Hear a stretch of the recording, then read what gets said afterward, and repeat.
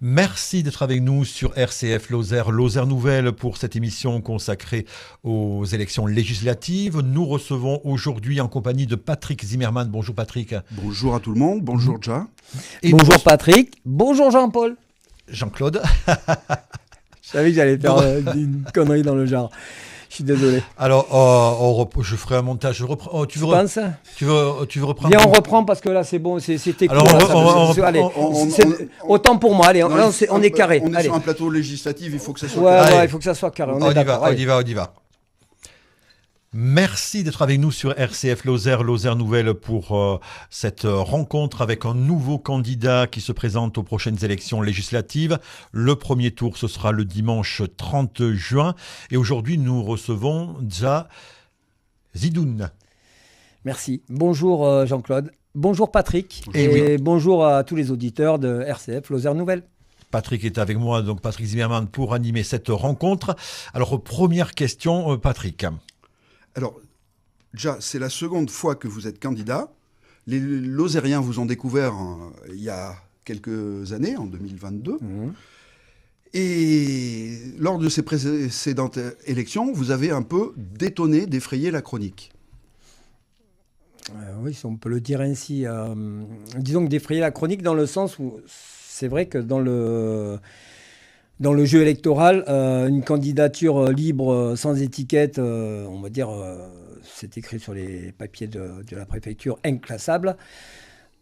Oui, ça peut toujours paraître détonnant, voire étonnant. Mais en même temps, ça peut être intéressant. Ça peut être intéressant qu'il y ait un autre son de cloche, le mien, bien évidemment, que le son de cloche bien rodé des partis politiques dont les candidats ne parlent pas totalement de leur propre voix, de leur propre initiative, mais en fait nous servent un programme politique déjà établi, bien ficelé, voilà, avec un objectif. Il ne faut pas se le cacher et surtout ne pas perdre de vue que l'objectif principal pour les élections législatives, pour les partis politiques, c'est de renflouer encore et encore les caisses. Désolé d'en reparler, mais je pense que c'est un des points principaux de ces élections législatives. Et on vous classe à droite, à gauche, ou c'est qu'on vous classe à? Alors, j'espère que la préfecture aura un petit peu rétabli les choses. Je ne suis classé ni à droite, ni à gauche, ni au milieu. En fait, il faut admettre que dans notre pays, il y a des citoyens qui ne se rallient à aucun discours politique établi, à aucun parti, quoi. Cela existe. On l'a vu lors du mouvement des Gilets jaunes. Voilà. Pourquoi le Français les Lozériens particulièrement, doit-il obligatoirement choisir un camp? Donc et moi, je me pose hors de tous ces camps-là. Vous êtes un simple citoyen. Tout simplement, voilà. Paysan de surcroît, voilà. Pauvre en plus, mais quand même riche de la vie que je mène. Alors pauvre, parlons-en justement. Pour faire une campagne, il faut un peu de monnaie. Oui. Alors ce matin, je n'ai pas beaucoup vendu de salade au marché, donc je n'ai pas pu tirer beaucoup d'affiches. Donc là, j'en ai tiré une, je ne sais pas si vous la voyez. Voilà, ça sera la fiche de campagne. Pardon, ça sera la fiche de ma campagne. C'est exactement la même que pour 2022. Pourquoi ? Sauf bien évidemment le nom de ma remplaçante, qui a changé. L'autre remplaçante étant appelée à d'autres obligations, elle s'aime du sarrasin, etc. Bref, elle est occupée. Donc ma remplaçante Zoé Husson, sinon c'est exactement la même affiche, avec exactement le même... slogan. Voilà, le même slogan de campagne, on va dire, au service de la Lozère, de la France et bien évidemment du monde, parce que j'ai aussi des projets au niveau international. J'en parlerai plus tard, si on a le temps. Donc vous êtes paysan, vous préférez ce terme paysan-agriculteur ? Ouais, on va dire que le paysan et l'agriculteur, il y a des points communs, quoi. Mais comment vous dire c'est quasiment la même chose, sauf que c'est vrai qu'au niveau du langage courant, de mon point de vue, l'agriculteur, c'est plus une appellation administrative qu'une appellation sociétale. C'est-à-dire, dans le réel, dans la vie réelle, Le paysan, ça a toujours été celui qui cultive la terre, à petite ou à plus grande échelle, peu importe. Mais le paysan, c'est celui qui vit du travail de la terre avec ses propres mains. Voilà, ses mains, elles ne sont pas forcément jolies à regarder, mais voilà. Et c'est vrai que ce terme-là, il n'est pas reconnu administrativement. Administrativement, quand vous devez cocher votre profession dans la liste des candidats, vous n'avez pas le terme paysan. Pourquoi ? Parce que le terme paysan, et vous qui avez grandi ici, vous démentirez pas, c'est un mot qui est, péjoratif, qui a une connotation péjorative. Quand on était petit à l'école, il y avait une insulte qui fusait. Des fois, au collège, ça pouvait être paysan. Voilà. Oui, tout à fait. Voilà, il faut en finir avec ça, quoi. Le paysan, il faut être fier d'être paysan parce qu'on produit de la nourriture, on en produit pour autrui, on en produit pour soi-même et c'est important, quoi. Pardon. Alors un paysan à l'Assemblée nationale, qu'est-ce qu'il va amener justement ? Est-ce que vous avez un programme ? Parce on pose la même question aux autres candidats. Quel est votre programme ? Alors, il nous parle des retraites, il nous parle du pouvoir d'achat, de l'assurance chômage. Et il parle. Je donne un exemple. Pierre Morel à l'huissier. Personnage, en tant qu'individu, fort sympathique au demeurant, mais en tant que député, c'est bien dans un sens que le grand timonier ait décidé de dissoudre l'Assemblée nationale, puisqu'on peut avoir un bilan à court terme. 2 ans, ce qu'on a vu Pierre Morel à l'huissier se battre à l'Assemblée nationale. Non, moi j'ai jamais entendu parler de Pierre Morel à l'huissier à l'Assemblée nationale. J'ai entendu parler de quelques ténors de la France insoumise, de quelques ténors du camp souverainiste, etc. Mais voilà, donc un député, en fait, il doit être combatif. Quand on va à l'Assemblée nationale, c'est pour défendre... c'est sûr qu'il y a des enjeux nationaux avant tout, puisque c'est quand même l'Assemblée nationale qui légifère toute l'organisation de notre pays. Mais voilà, où sont les députés combatifs ? Où sont les députés qui vont faire avancer les choses et pour la nation et à leur échelle pour le département ? Alors pour le département, qu'est-ce qu'il faudrait changer tout de suite ? Qu'est-ce qu'il faudrait changer tout de suite pour le département ? Il y a un des points clés, c'est la santé. On est d'accord ? Absolument. On a un désert médical. Absolument. Voilà. Déjà. Voilà, on peut s'en sortir ? Je pense qu'on peut s'en sortir. Bon, en Lozère, on a de la richesse humaine, on a des compétences. Si des compétences manquent, on peut en créer. Si vraiment c'est trop difficile d'en créer, on peut en faire venir, etc., etc. C'est jamais un... Enfin, voilà, l'argent existe. Hein. L'argent, c'est rien d'autre que des bouts de papier imprimés. Je veux dire, on peut frapper monnaie quelque part, si on voulait, on pourrait frapper monnaie, mais bon. Oui, mais ça génère de l'inflation. Ça, c'est autre chose, on est d'accord. Mais en tout cas, ça fonctionne pas. Voilà, Patrick, tu me dis, qu'est-ce qu'on peut faire pour le département ? Déjà, la santé, quoi. Déjà, il y a des gens qui ont besoin de santé. Nos anciens, par exemple. Je ne sais pas si je prends par exemple sur une idée que j'ai vue dernièrement là, dans un bulletin municipal de la mairie de Bar-des-Cévennes, il y a un projet, la mairie avait un projet par exemple de créer un truc de béguinage, quelque chose comme c'est-à-dire des petites résidences pour les personnes âgées. Je trouve que c'est des super idées. Ça, c'est des trucs à financer parce qu'il y a les nouvelles générations. Soit c'est pareil, du coup il y a aussi l'éducation, mais aussi les anciennes générations dont il va falloir s'occuper. Tous les retraités n'ont pas les moyens, n'ont pas une petite maison et n'ont pas les moyens de se prendre en charge à 100% après la retraite. Alors, pour vivre, il faut plein de choses. Pour arriver, il en faut d'autres. Sur les infrastructures, les routes, le train, l'enclavement de la Lozère. Déjà, moi je pense que garder et entretenir ce qu'on a déjà, avant de penser à faire autre chose, c'est déjà la base. Voilà. On a des lignes de chemin de fer, elles existent. Moi, ça fait depuis que je suis petit, le train, on a toujours pris le train, la Micheline, puis après, etc., le TER et compagnie. Mais on a des infrastructures qui existent. Il faut déjà les entretenir avant de penser... pareil, là, je risque d'être incisif, mais désolé. Mais avant de penser lobbying, BTP, il faut d'abord penser à entretenir ce qui existe déjà. Et surtout, et là, moi, je vais en venir à un point important, c'est que quelle est la première industrie de notre département ? C'est le tourisme. Ce n'est pas le BTP, ce n'est pas le bois, c'est le tourisme. Si on regarde les dernières données. Donc, on a un des plus beaux, moi je dirais le plus beau, mais bon, je ne veux pas vexer d'autres gens, on a le plus beau département de France. On peut le garder tel qu'il est. On n'a pas besoin de l'abîmer. La Lozère, ça se vit doucement, ça se vit, on peut la traverser, on n'est pas obligé de la traverser à 200 à l'heure, la Lozère. Voilà, donc gardons la beauté telle qu'elle est, préservons la beauté telle qu'elle est, parce que quand on parle patrimoine, il faut aussi penser patrimoine paysager, et la Lozère, là-dessus, moi je travaille je travaille avec je travaille beaucoup dans le tourisme, à savoir, voilà, j'ai beaucoup de randonneurs, tout ça, etc., qui passent me voir sur le marché ou à la boutique paysanne où je tiens des permanences. Et effectivement, tout le monde apprécie la Lozère à pied ou en voiture, mais pas forcément à 200 à l'heure. Voilà. Donc les infrastructures, Patrick, je pense qu'on n'a pas besoin d'abîmer ce qui est beau.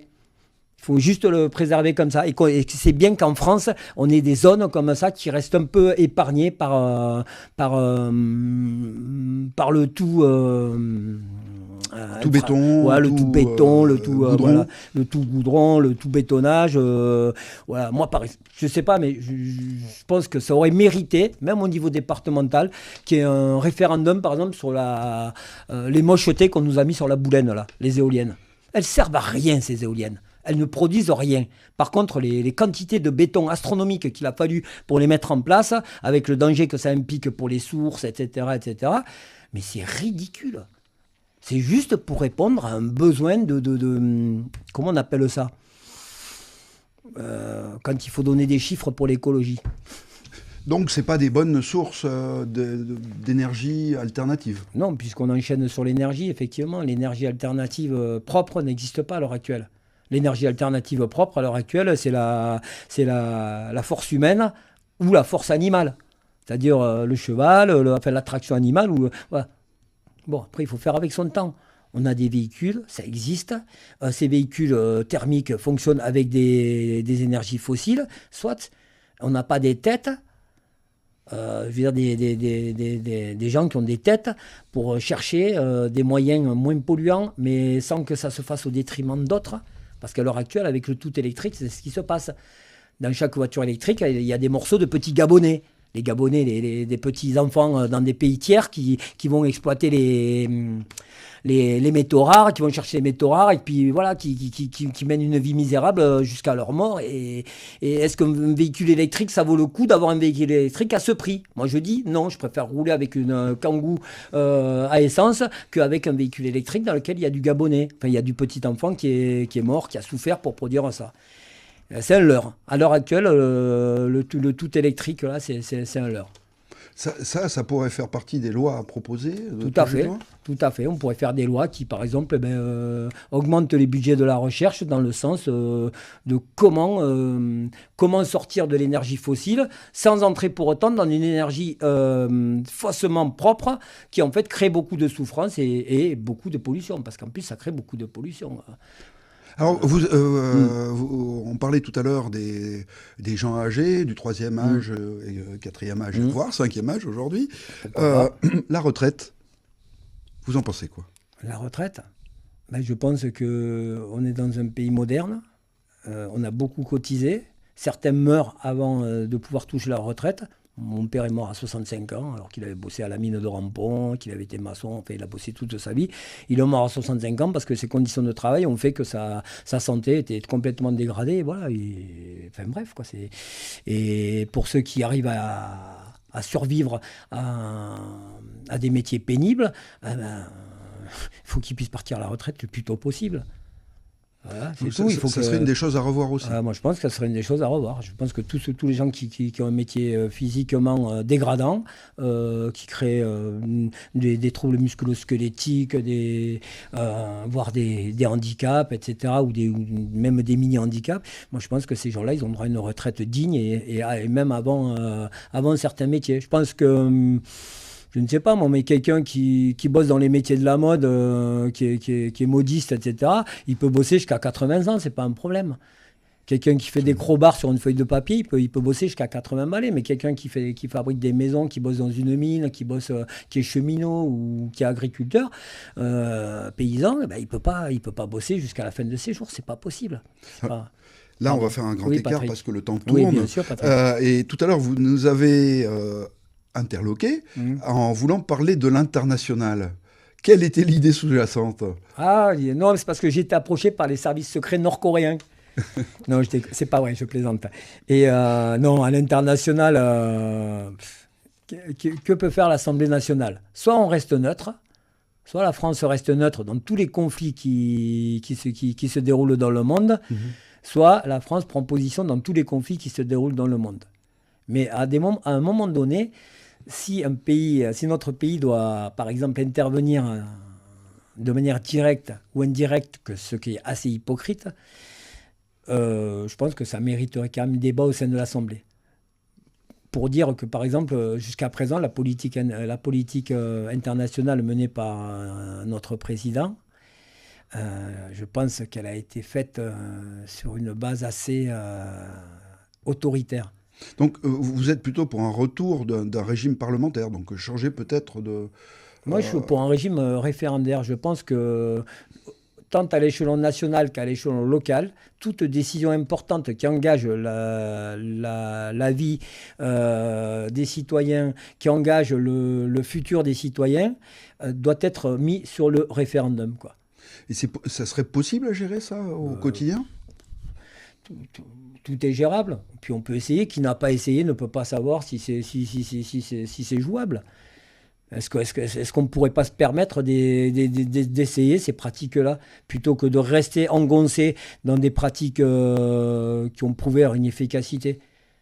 Je veux dire, la pratique totalitaire que mène le président de la République depuis qu'il est au pouvoir, elle a prouvé son inefficacité, puisque la France est dans le rouge, des milliards et des milliards de dettes, etc. Enfin, c'est du grand n'importe quoi. On n'a jamais vu ça, quoi. C'est dingue. Hein. C'est carrément, passez-moi l'expression, je mets des guillemets, c'est du foutage de gueule. Comment vous allez gérer cette campagne? Elle est courte. Qu'est-ce que vous en pensez d'ailleurs de ce délai restreint? Encore une stratégie. Et vous allez réussir à faire ce qu'il faut faire pour avoir une campagne efficace? Déjà, que les auditeurs ne s'étonnent pas, il n'y aura aucun bulletin de vote ou profession de foi dans les boîtes aux lettres. Parce que là, déjà il faut avoir de l'argent. Et sur les 66 millions d'euros qu'ont touché 66 millions d'euros qu'ont touché les partis politiques depuis le début de l'année 2024. Des individus comme moi, libres, n'en toucheront pas un centime. Donc ces partis peuvent se permettre des campagnes à grand prix, avec des affiches en couleur, des milliers de tracts, des déplacements à droite sur tous les marchés, tout ça à droite à gauche. Mais les simples citoyens comme moi qui osent se présenter en candidat libre sans étiquette, j'y tiens, ils font comme ils peuvent. Donc moi, personnellement, je n'ai pas envie de dépenser des fortunes dans des bouts de papier. Donc je vais imprimer quelques bulletins de vote, voilà, avec mon nom et celui de ma remplaçante. Le code électoral autorise les citoyens à inscrire avec un stylo sur une feuille le nom de leur candidat. Ça s'appelle bulletin libre. Je crois, quelque chose comme ça. Et puis mes affiches, il y aura quelques affiches en couleur. Et j'en profite parce que je n'ai pas les moyens qu'ont le Parti Socialiste ou d'autres. Des affiches en noir et blanc. Voilà. Et je vais en faire quelques-unes. Je sais qu'il y a des relais. Je vais avoir quelques relais sur certaines communes où des gens vont pouvoir imprimer l'affiche chez eux. Je vais utiliser les réseaux sociaux. Comme aujourd'hui, je n'utiliserai pas TikTok, mais Facebook. Et voilà. Merci, Ja. Est-ce qu'une minute pour conclure, pourquoi il faut voter pour vous? Alors, pourquoi il faut voter pour moi? Parce qu'en fait, la Lozère, elle doit se débarrasser. J'espère que dans les autres départements, ça sera la même chose. Mais la Lozère doit se débarrasser, en fait, de ces partis qui, depuis des années et des années, se passent le relais, quoi. Enfin, sauf en Lozère où c'est bon, Pierre, c'est bon, quoi. À un moment donné, il faut lâcher l'affaire. Du coup, je pense qu'on doit se débarrasser de ces partis, voilà, qui nous présentent toujours les mêmes choses, toujours les mêmes discours, toujours le même blabla, beaucoup de blabla et peu d'action derrière, qui sont là pour ramasser le magot, pour pouvoir continuer à nous abreuver de blabla et de blabla et de blabla. Et moi, simple paysan, je pense que je ne ferai pas plus mal qu'eux. Et je répète ce que j'ai dit dans une profession de foi que j'ai écrite. Moi, je veux bien mettre les sénateurs et les députés au SMIC. Ça ne me dérangerait pas. Merci Dja Zidoun, vous êtes candidat pour la prochaine élection législative qui va se dérouler le premier tour, donc ce sera le 30 juin et votre suppléante c'est Zoé Husson. Exactement, et je la remercie, c'est une femme très courageuse, voilà. Et je vous remercie Jean-Claude et Patrick, voilà. Et votez pour moi, bien évidemment.